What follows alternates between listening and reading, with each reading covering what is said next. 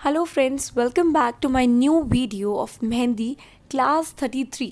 ये हमारे new year की फर्स्ट वीडियो है और उससे पहले happy new year to all of you. So मेरी इस साल की आगे आने वाली जितनी भी वीडियोस है आपको बहुत इंटरेस्टिंग लगे, बहुत अच्छी लगे और उसमें आपको सीखने को भी बहुत कुछ मिले। आई होप ये ईयर आपका अभी तक का बहुत अच्छा गया है, आगे भी बहुत अच्छा जाएगा। और मैं चाहती हूँ कि जो भी मेरी अभी तक वीडियोस देख रहे थे वो उसी तरीके से रेगुलर मेरी आगे की भी वीडियोस देखें और मैं कुछ अच्छा अच्छा आपके लिए हर बार कंटेंट ला। तो ये मेरा चैनल मेहंदी मैजिक राजस्थानी, इसकी अभी तक 32 वीडियोस आ चुकी थी, ये 33 है। तो इसमें मैं आपको स्टेप बाय स्टेप मेहंदी सिखा रही हूँ कैसे बनाते हैं। मेरी फर्स्ट से कुछ 5 वीडियोस तक मैंने आपको बेसिक शेप सिखाए थे, उसके बाद मैंने फिलिंग सिखाई आपको और अब मैं आपको छोटे छोटे बेसिक डिज़ाइन सिखा रही हूँ मेहंदी के। तो इसमें भी मैं आपको एक डिज़ाइन ही सिखाऊंगी, तो आप जल्दी से इसे सीख लीजिए, बना लीजिए और नीटली। और जैसा कि मैंने आपको लास्ट वीडियोस में बताया था, हमें वैसे ही मेहंदी को बनाना है, सुंदर तरीके से, बारीकी से और सफाई से। तो इसे भी आपको ऐसे ही बनाना है। तो मैंने मेरे चैनल में कुछ एक्स्ट्रा वीडियोस भी डाले हैं जिसमें मैं आपको कौन से लाइन बनाना सिखा रही हूँ। इसका फ़ायदा ये है कि व्यूअर्स कुछ ज़्यादा बोर हो जाते हैं जब हम पेंसिल से सीख रहे होते हैं। मैं भी बहुत बोर हो जाती थी कि हम सिर्फ पेंसिल से ही मेहंदी सीख रहे हैं, कौन से नहीं सीख रहे हैं। तो इसका ये फ़ायदा है कि आपको इससे लाइंस बनाना पहले ही आ जाएगा, तो बाद में जब आप सीखेंगे तो आपको डिफ़िकल्टी नहीं आएगी और इससे आपका इंटरेस्ट बना रहेगा। ऐसे ही मैं आगे भी बीच में कुछ कोन से रिलेटेड मेहंदी की वीडियोज़ डालूँगी जो आपको अच्छी लगेगी। देखिए, ये जितने भी मेहंदी के डिज़ाइन मैं आपको सिखा रही हूँ, इनकी पूरी डिपेंडेंसी इन शेप्स पे है जो आप इसमें बनाओगे। अगर आपको शेप्स अच्छे से नहीं आए तो मेहंदी का डिज़ाइन बिल्कुल अच्छे से नहीं बनेगा आपसे। आप में से अगर किसी को भी शेप्स में प्रॉब्लम है तो आप प्लीज़ जाके पहले वो वीडियोस देखिए जिनमें मैंने ये शेप्स बनाना सिखा रखे हैं, क्योंकि ये सबसे ज़्यादा इम्पॉर्टेंट है। तो अगर आपको कैरी या पिकॉक में अभी भी किसी को प्रॉब्लम है और आप चाहते हो कि मैं उन पर और भी वीडियोस बनाऊं, तो आप मुझे कह सकते हैं, क्योंकि यूजुअली कैरी बनाने में लोगों को बहुत ज़्यादा टाइम लगता है और इनफैक्ट एंड तक कभी उनको आती ही नहीं है कैरी बनाना।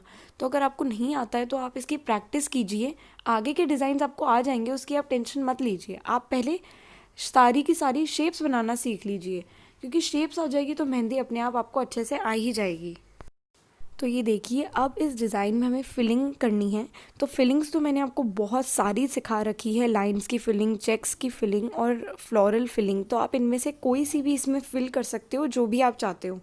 फिलिंग का आपके ऊपर डिपेंडेंट है पूरा, आप कैसे भी कर सकते हो। आप मेरी वाली फिलिंग भी कॉपी कर सकते हो, या इनफैक्ट अगर आपको मेरी सिखाई हुई किसी भी और फिलिंग को फिल करना है तो आप वो भी कर सकते हो। जब भी आप फिलिंग के अंदर पेटल्स बनाओ तो उनके ऊपर इस तरीके की लाइन ज़रूर बना दीजिए और वहाँ कलर कर दीजिए स्पेसेस में। इससे क्या होता है, एक पर्टिकुलर लाइन बन जाती है जिसके ऊपर हम और फिलिंग कंटिन्यू कर सकते हैं। क्योंकि अगर हमने सीधी पेटल्स बनाते हैं तो उनके ऊपर ज़्यादातर फिलिंग सेट नहीं होती है और अच्छा नहीं लगता है। तो आप हमेशा लाइन बना सकते हो। और स्पाइरल्स बनाना बहुत इम्पॉर्टेंट है, बहुत ज़्यादा यूज़ होता है। पेंसिल से भी नहीं आएगा तो कोन से भी नहीं आएगा। कोन में भी बहुत बहुत टाइम लगता है, ऐसा नहीं है कि सबको आ जाता है, मतलब बहुत ही डिफ़िकल्ट होता है। और स्पाइरल तो सबसे ज़्यादा फिलिंग्स में।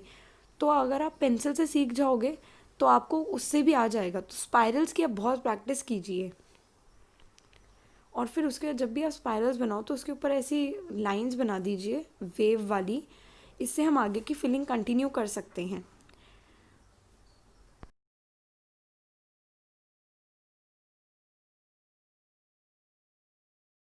तो ये देखिए, इसमें मैंने पिकॉक को डार्क कर दिया है।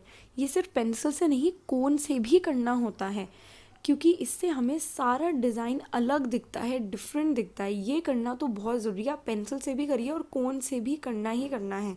आउटलाइन हमेशा हमें डार्क करनी है बहुत ज़्यादा। आपको फिलिंग हमेशा लाइट करनी है, क्योंकि इससे सारा डिज़ाइन गंदा हो जाता है अगर फिलिंग हमारी थोड़ी मोटी होती है। तो फिलिंग लाइट और पतली होनी चाहिए, पर जो आउटलाइन है वो बहुत ही डार्क कर रहे हो आप। तो ये देखिए, बाकी की तो फिलिंग्स आप अपने आप भी कर सकते हैं। जैसे पेटल्स में ज़्यादातर शेड ही करना होता है, तो आप शेड पे बहुत ज़्यादा ध्यान दीजिए। इस वाली कैरी में भी मैं अभी शेड ही कर रही हूँ, तो इसमें आप शेड पे बहुत ध्यान दीजिए।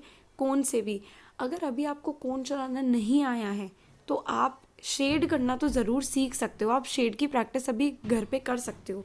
तो शेड भी बहुत इम्पॉर्टेंट होता है। और हाँ, एक बार शेप्स आ जाए आपको फिर तो ये सब बहुत इजी है। अब जैसे मैंने आपको इतने डिज़ाइन सिखाए हैं तो आपको बेसिक कॉन्सेप्ट पता चल गया होगा कि हमें डिज़ाइंस कैसे बनाने होते हैं। तो डिज़ाइंस तो आप पूरे मेहंदी के बना सकते हो, पर शेप्स ही आपको सीखनी है। ये तो अभी मैं आपको और भी प्रैक्टिस कराऊंगी इन डिज़ाइंस की, और आप अब अपने आप भी बना सकते हो। इनमें कोई डिफ़िकल्ट चीज़ नहीं है कि हम कैसे डिज़ाइंस बनाएं। डिज़ाइंस सबसे ज़्यादा ईजी होते हैं क्योंकि उसमें हमें अब तक का सीखा हुआ ही बनाना है। ऐसी कुछ हार्ड नहीं है डिज़ाइंस में। तो डिज़ाइंस को आप अपने आप भी कोई भी बना के प्रैक्टिस कर सकते हो। ये तो मैं बस आपके लिए लाई हूँ ताकि आपको पता चल जाए कि किस तरीके से बनाए जाते हैं। तो डिज़ाइंस आप अपने आप बनाओ और उनकी प्रैक्टिस करिए घर पे।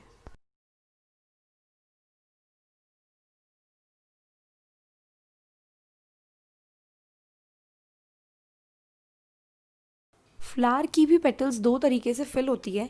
या तो आप शेड करिए, जो कि बेस्ट है शेड, और सेकंड है कि अगर आप पेटल्स कर रहे हो तो आप उनमें एक ही डिज़ाइन फिल करो सारी पेटल्स में, क्योंकि वो अच्छा लगता है। बड़ी पेटल्स हो जैसे इस फ्लावर की तो आप डिफरेंट भी कर सकते हो उनमें। जैसे छोटी छोटी पेटल्स होती है फ्लावर की, उनमें तो आप शेड ही करो, उनमें फिल करने की कोई ज़रूरत नहीं है। जैसा ये बड़ा फ्लावर है तो इसमें आपको फिल करने की ज़रूरत है, क्योंकि ये फिर भरवा लगेगा। अगर हमने बीच में ही शेड कर दिया तो फिर इतना अच्छा नहीं लगेगा। आप चाहें तो शेड कर सकते हैं, क्योंकि शेड तो सबसे अच्छा होता है पेटल्स के लिए। आप मत फिल करिए, पर शेड करना तो बहुत ज़रूरी होता है। आप डिफरेंट भी भर सकते हैं फिलिंग, अगर आपके पास बड़ा फ्लावर है तो।